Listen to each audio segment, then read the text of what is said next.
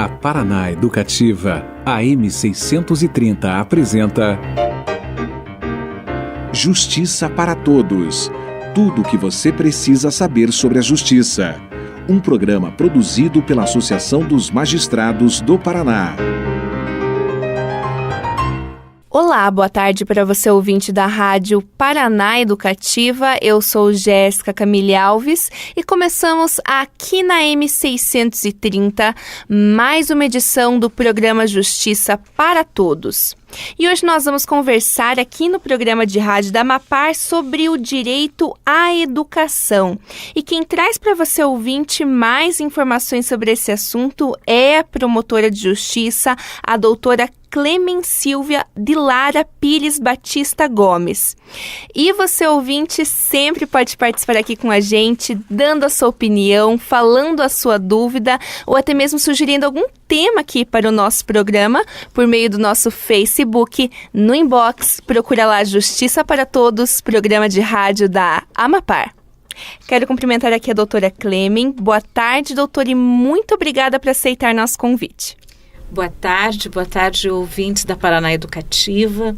Eu quero começar agradecendo a Associação dos Magistrados do Paraná e a Paraná Educativa por ter me honrado com esse convite para a entrevista.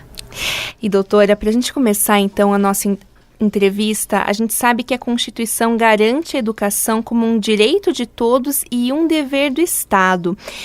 Queria pedir para a senhora falar um pouquinho para os nossos ouvintes qual que é a importância do mesmo para o desenvolvimento do indivíduo e, consequentemente, da sociedade.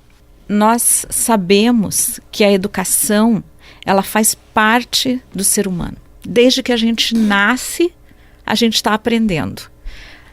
A neurociência hoje revela que o bebezinho, né, a maneira como você trata a criança no primeiro ano de vida, nos primeiros 3 anos, nos primeiros 6 anos, é fundamental para o ser humano que ele vai ser quando adulto.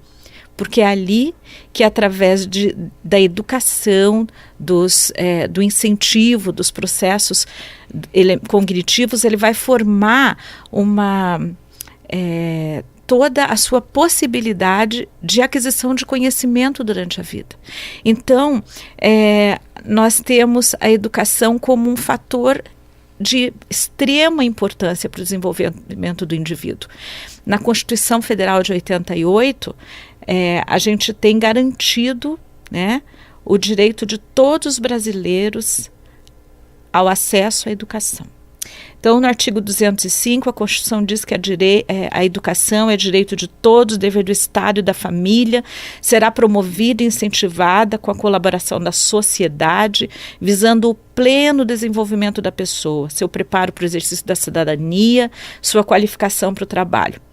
Então, a gente percebe que o acesso à educação, que depois também está garantido no Estatuto da Criança e do Adolescente, antes ainda na Declaração Universal dos Direitos Humanos, ele está diretamente relacionado com a questão do desenvolvimento da sociedade. Quanto melhor a formação educacional, melhores as condições do cidadão conhecer e acessar os seus direitos, de se desenvolver profissionalmente, economicamente, contribuir para o desenvolvimento da comunidade onde ele está inserido. Então, através da educação, se garante o desenvolvimento social, econômico e cultural. Quanto maior a escolaridade de uma população, maior o potencial de crescimento na economia, geração de emprego, diminuição das desigualdades entre as pessoas. Ou seja, a gente pode dizer que um país mais educado vai gastar menos com saúde pública, né, com níveis de segurança mais elevados ele vai ter, porque isso é um resultado direto. A gente tem exemplos disso no Japão, na Alemanha, que foram países que foram devastados pela Segunda Guerra e que fizeram uma opção pela educação e que se reconstruíram, né? E que hoje são grandes nações. A gente tem mais próximo lugares como Singapura, que pouco mais de 20 anos atrás era um país totalmente devastado pela violência, pela pobreza, e que também, no momento em que priorizou a educação, teve uma transformação profunda e hoje está cada vez mais pujante, desenvolvido. Então, não dá para a gente falar em desenvolvimento social sem falar diretamente em educação. É no ambiente escolar, né? É no ambiente que promova a educação que a gente consegue formar cidadãos que têm plena condição de exercer os seus direitos. Né? Na verdade, ele é preparado para o exercício da cidadania. Então, com certeza, né, a questão da educação é absolutamente necessária e por isso mesmo, como você me perguntou, né, a gente pode dizer com certeza a Constituição garante como um direito para todos e um dever do Estado, né, justamente porque sem isso a gente não pode pensar em crescimento do país. Uhum. E, doutora, a educação é considerada também como um direito universal. A senhora poderia explicar para os nossos ouvintes o que caracteriza um direito como universal? O que significa a gente falar nisso? Direito universal é aquele direito que, pela sua relevância, ele é garantido para todas as pessoas, sem exceção, que você vai poder, que vai além das fronteiras do nosso país. Por exemplo, a liberdade de expressão, a igualdade entre os sexos e também o direito à educação. Toda pessoa tem direito à educação.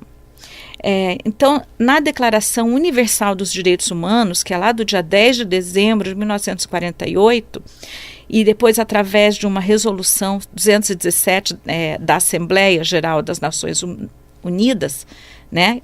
Depois não, que foi através dessa resolução, ela aponta como direito de qualquer cidadão o acesso à educação na sua totalidade. Então, isso quer dizer o quê? Que toda pessoa tem direito à educação. O Brasil é signatário dessa declaração. Então, as políticas de universalização da educação básica, elas apresentam, têm avanços expressivos, porque o Brasil tem um compromisso com isso. Mas ainda precisa haver muito maior investimento para a gente garantir, de fato, igualdade de acesso e permanência para crianças, adolescentes e jovens e adultos, né, no ensino nas suas mais variadas modalidades, fundamental, secundário, né, e superior. E, doutora, de que forma que o Estatuto da Criança e do Adolescente e também a Lei de Diretrizes e Bases da Educação cooperam para a promoção desse direito à educação? Então, lá na nossa primeira pergunta eu falei que está previsto na Constituição o direito à educação. O Estatuto, no artigo 53, também prevê que toda criança e adolescente tem direito à educação, visando o pleno desenvolvimento dele como pessoa, o preparo para o exercício da cidadania e a qualificação para o trabalho. E nesse mesmo artigo vai falar sobre a questão de que toda criança e adolescente tem direito à igualdade de condições de acesso e permanência na escola, de ser respeitado pelos educadores, né, de contestar critérios avaliativos, enfim. Está previsto lá no Estatuto da Criança uma série de questões para que realmente a educação seja assegurada de forma plena, né? E isso depois também se estende, né, para o artigo 101, onde entre as medidas protetivas que são aplicadas para criança e adolescente, a gente encontra, né, a medida no inciso 3º que fala da matrícula e frequência obrigatória em estabelecimento oficial de ensino fundamental. Então, por isso também a gente teve uma questão que foi muito debatida até cerca de uns poucos meses atrás, até que o Supremo Tribunal Federal decidiu que não dá para ter ensino em casa, né, aquela educação feita pelos pais em casa, porque no Brasil a gente entende ainda que a educação deve acontecer dentro de estabelecimentos oficiais de ensino. Tá? No que diz respeito à questão da Lei de Diretrizes e Bases, ela é muito importante porque ela estabelece, como o nome dela já diz, né, bases para toda a educação que é fornecida dentro do país. Então, dentro da Lei de Diretrizes e Bases, no artigo 2º, também estabelece a questão da educação como dever da família e do Estado, né? E mais, que ela está inspirada nos princípios da liberdade, nos ideais de solidariedade humana, e tem por finalidade, que a gente já viu previsto também em outras legislações, o pleno desenvolvimento do educando. Nesse aspecto, o fato da gente ter essa legislação, ela permite que a gente tenha certeza de que em todas as unidades de educação do país, a gente vai ter um currículo básico, né? Que a gente chama de a base curricular obrigatória e que, em que pese, de acordo com as entidades públicas ou privadas, possa haver algumas matérias, alguns conhecimentos e habilidades extras, né, na área da música, dos idiomas, mas existe uma série de conteúdos aos quais todos os brasileiros que frequentam a escola terão acesso, né? E isso é fundamental para a gente ter certeza de que criança que estuda na rede pública ou adulto, qualquer pessoa, qualquer brasileiro que estude na rede pública vai ter o mesmo acesso ao conhecimento, o mesmo direito aos conteúdos que tem aquele que estuda numa escola particular, com uma série de outras ofertas de conhecimento. E, doutora, conta também um pouquinho para os nossos ouvintes quais políticas públicas vêm sido desenvolvidas atualmente pelo Estado com o objetivo de priorizar esse acesso à educação e também erradicar o analfabetismo. O que dá para a gente destacar para os nossos ouvintes sobre isso? Bom, o Brasil tem uma luta contínua com relação à questão do analfabetismo. Até por causa da extensão territorial, por causa da diversidade que a gente tem, cultural dentro do nosso país, esse é um desafio constante, né? O que a gente pode ver hoje acontecendo são alguns programas, como por exemplo o EJA, Ensino para Jovens e Adultos, né, que busca trazer modalidades de ensino voltadas para esse público específico, né, de jovens e adultos, inclusive na terceira idade, né, que não tiveram oportunidade de ter a educação na faixa etária adequada lá na infância, né? E o interessante é que esse ensino, essa modalidade de ensino, ela não acontece de uma forma assim engessada, digamos, né? A gente tem EJA, que é voltado para pessoas da terceira idade, por exemplo. Nós temos EJA para pessoas que estão cumprindo medidas privativas de liberdade, seja penas, né, para os adultos, seja as medidas socioeducativas de internação para os adolescentes. E também existe o EJA para pessoas com necessidades especiais dentro da educação especial. Mas todos eles, todas essas formas de ensino, elas são todas dentro do EJA voltadas para jovens educativos.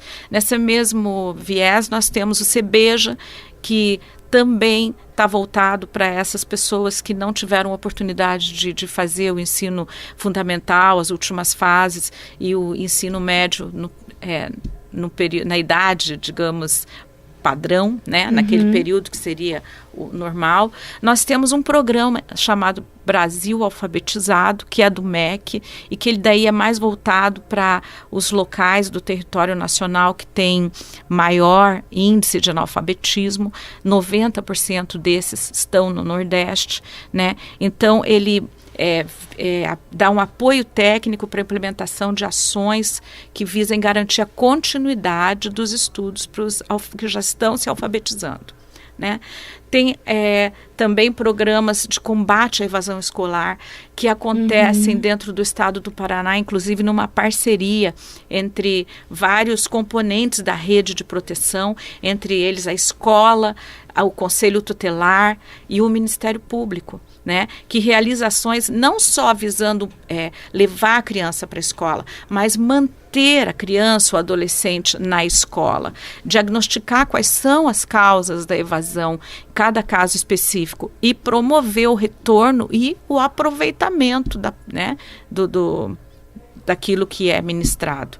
Então, esse programa é um programa importante e que, de fato, ele tem surtido efeito. A gente também tem que lembrar, como política também que visa esse desenvolvimento, a questão dos repasses de recursos, né? O Fundeb, que é uma tentativa, né, que é o Fundo de manutenção e desenvolvimento da educação básica, que veio como uma tentativa de diminuir essa disparidade de recursos disponíveis para a educação. Então, só para deixar mais claro, são recursos provenientes dos impostos, transferências do Estado, Distrito Federal e município, que, por força do disposto na Constituição Federal, são repassados visando minimizar essa disparidade dos recursos. Né? Então, ele é distribuído para as diversas regiões do país. E a gente tem que lembrar também dos repasses de recursos para o transporte escolar, para a merenda escolar, que no nosso país é necessária para grande parte da população. Muitos dos alunos eles têm que se deslocar por numa distância muito grande para os estabelecimentos de ensino, e nisso a gente vê a importância do transporte escolar seguro. É uma coisa que a gente tem, eu particularmente como promotora, a gente enfrenta dificuldades para essa garantia de um transporte adequado para a faixa etária, principalmente quando são crianças menores que ainda dependem de muitos requisitos de segurança, mas também para outras faixas etárias. A gente vê aí na mídia também, nos programas, né,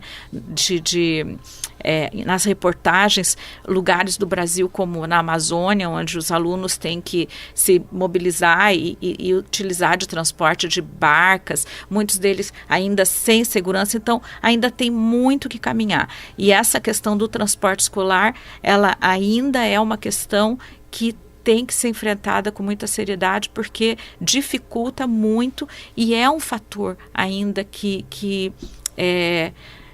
precisa ser combatido para a gente conseguir erradicar efetivamente o analfabetismo, né? Porque tem criança que tem que acordar de madrugada, andar horas para conseguir chegar na escola.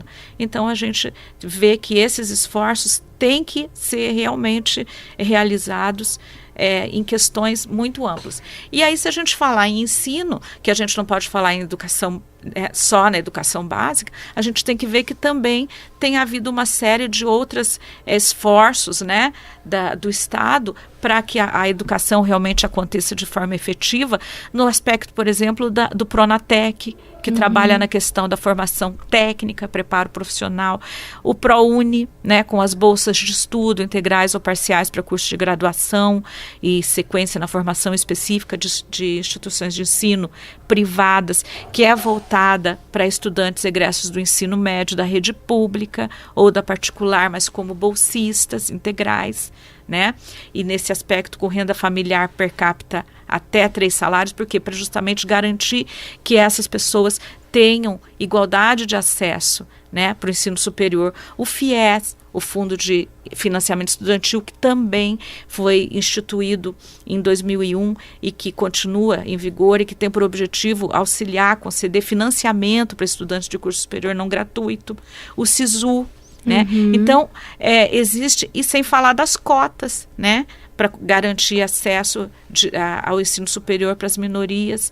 Então, são inúmeras as ações que vêm sendo desenvolvidas com esse objetivo de dar acesso à educação e erradicar o analfabetismo. Mas eu gosto de lembrar também que ações muito efetivas são aquelas que acontecem dentro da comunidade. É aquela associação de bairro que cria uma biblioteca, são aqueles diversos educadores espalhados pelo país que buscam no dia a dia desenvolver junto aos seus alunos ações que incentivem esses alunos a estudar, a se aperfeiçoar, a desenvolver os seus potenciais para poder exercer plenamente a sua cidadania. Tá? Mas ainda a gente tem muito que fazer, né? O Estado ainda tem muito que fazer para que o Brasil possa realmente atingir o nível que a gente possa dizer satisfatório realmente no que diz respeito a esse tema. E, doutora, apesar dessas iniciativas, desses esforços, o que ainda segue como os principais problemas enfrentados na área da educação atualmente no Brasil? Bom, se a gente pensar que em 2018, quando saiu o ranking de desenvolvimento humano das Nações Unidas, né, que mede o bem-estar da população e considera lá os indicadores da educação, da saúde e da renda, a gente ficou na classificação de 79ª no ranking, logo depois da Venezuela. Então, entre 189 economias mundiais, a gente vê que realmente a gente ainda tem muitas dificuldades para enfrentar na área da educação. E como eu já coloquei anteriormente, eu creio que uma das grandes questões que a gente percebe como problema é essa questão da extensão territorial, da diversidade de questões que cada região enfrenta, né? Mas a gente pode citar algumas questões. Eu tenho certeza que os ouvintes poderiam dizer várias outras, você poderia nos trazer várias outras, mas assim, num olhar assim, primeiro, assim, a respeito da questão, a gente percebe dificuldade que os alunos têm no transporte para a escola. Muitos alunos, através de rios, estradas lamacentas, muitas vezes caminhando a pé, como a gente já comentou, e por vezes escolas muito distantes das suas casas. Esse eu entendo como um fator que dificulta, né? Outras questões, trabalho infantil. A gente tem visto enormes esforços da parte de todos os equipamentos, de todos os serviços da rede, né, de garantia de direitos, mas ainda assim a gente sabe que em algumas regiões persiste por questões culturais mesmo essa questão de mandar a criança ou adolescente trabalhar em determinados períodos, especialmente fases de colheita, e isso tira da escola, isso traz dificuldades no aproveitamento. A gente tem a questão da desigualdade social, um grande número de jovens analfabetos e sem acesso à escola, às vezes por questões de falta de políticas educacionais ou por políticas restritivas. Dificuldade a gente ainda tem, mesmo aqui no Paraná, falta de vaga nas escolas públicas. Muitas vezes o Ministério Público tem que se mobilizar requisitando vagas, né? Muitas vezes, embora o direito seja a vaga na escola mais próxima da sua casa, a vaga é disponibilizada em locais mais distantes, que traz dificuldades na chegada do aluno até essa escola. A gente tem a questão da baixa valorização do magistério ainda, né? Há lugares onde os professores têm baixos salários na rede pública, especialmente de ensino, sem falar das dificuldades que a gente tem de fazer ser efetiva a questão da inclusão dentro da escola. Muitas vezes por falta de capacitação ou mesmo de conscientização quanto a essa questão, né? Muitas vezes a gente tem dificuldades no atendimento de criança e adolescente com deficiência, com transtorno de déficit de atenção, que dificulta realmente a permanência na escola. E falta de estrutura física, né? Muitas vezes falta de equipamentos, falta de material, especialmente na área de informática, nas bibliotecas, má conservação dos estabelecimentos de ensino. Muitos deles a gente vê também, volta e meia na mídia, né? Questões graves de manutenção, e aí a gente também se depara com a questão da corrupção, porque a gente enfrenta, né, questões de desvios de recurso que têm sido combatidas pelo Ministério Público e com ações no Judiciário, mas que realmente penalizam a população que necessita da educação, especialmente da rede pública. Isso, entre todas aquelas outras dificuldades que cada um de nós poderia estar citando aqui. Claro. E, doutora Clemen, de que forma que a sociedade também pode colaborar com o Estado para incentivar e promover esse direito à educação? Gente, eu creio que a sociedade pode colaborar e, para isso, ela precisa primeiro ter essa consciência da importância que tem a educação para o desenvolvimento da sociedade, para o desenvolvimento do país, né? Quanto é importante esse exercício para a melhoria da condição de vida das pessoas, da sociedade que a pessoa está inserida, do país, na medida que ela capacita para o pleno exercício da cidadania. E a partir desse convencimento, né, esse exercício do direito se torna uma consequência natural, né, desse entendimento. Então, por exemplo, no exercício do voto, o cidadão consciente quanto à importância da educação vai votar naqueles candidatos, seja o executivo ou o legislativo, que nas suas propostas priorize a educação.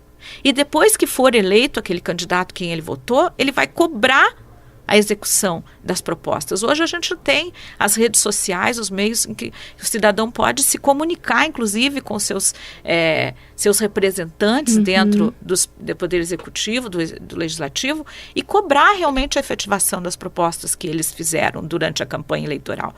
Também nós temos uma coisa muito importante, que é o que se estabeleceu dentro da educação, que é a gestão democrática da escola pública. A participação dos professores, mas também dos pais e dos próprios educandos dentro das decisões que são tomadas na comunidade estudantil.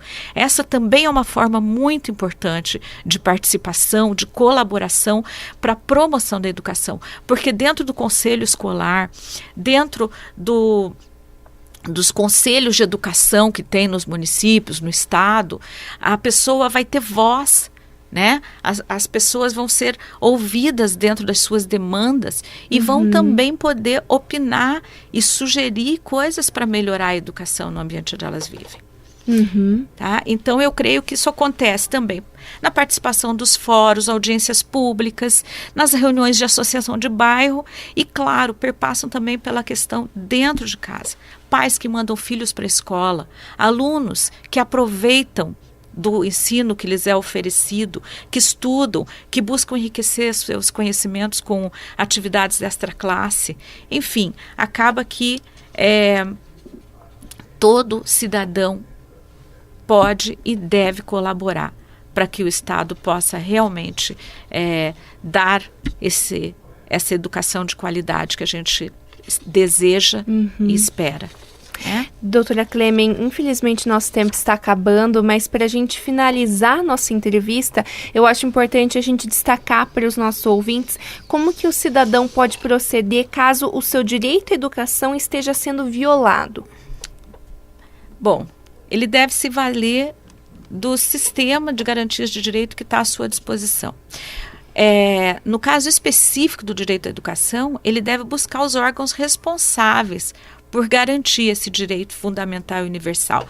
Quando nós falamos das diversas legislações, nós citamos algumas, mas nós não podemos esquecer que, inclusive, no Código Penal existe um crime que está previsto ali, que fica no artigo 246, que ocorre quando o pai e mãe, o responsável, deixa de garantir a educação primária para o filho. Então, o cidadão precisa lembrar que todas essas leis, elas são instrumentos que são utilizados para a defesa desse direito. Então, o que ele faz? Caso de criança e adolescente, tem uma dificuldade, por exemplo, de vaga na escola, tem uma dificuldade de educação especial com a especificidade que o seu filho precisa, tem necessidade, tem qualquer demanda, se é criança e adolescente, ele procura o conselho tutelar. O conselho tutelar vai avaliar a situação, se for o caso ele vai encaminhar para o Ministério Público, que vai adotar as medidas necessárias, seja na esfera administrativa, requisitando serviços, vagas em estabelecimentos de ensino, seja através da realização de termos de ajustamento de conduta com as autoridades responsáveis, ou mesmo na esfera judicial mediante a propositura de ações civis públicas, por exemplo. Né? A gente tem também a via judicial através do advogado defensor público que pode propor ações adequadas como mandado de segurança. Certo? Doutora Clemen, infelizmente nosso tempo acabou, mas eu quero novamente agradecer a participação da senhora aqui no programa de rádio da Amapar e até uma próxima vez. Eu é que agradeço, muito obrigada e espero que tenha sido proveitoso para os ouvintes. Obrigada, doutora. E a gente fica por aqui com o programa Justiça para Todos e voltamos amanhã às 3h da tarde. E, é claro, ouvinte, espero a sua companhia. Um ótimo dia e até lá.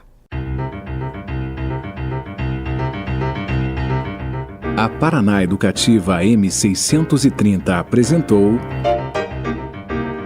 Justiça para Todos. Tudo o que você precisa saber sobre a justiça. Um programa produzido pela Associação dos Magistrados do Paraná.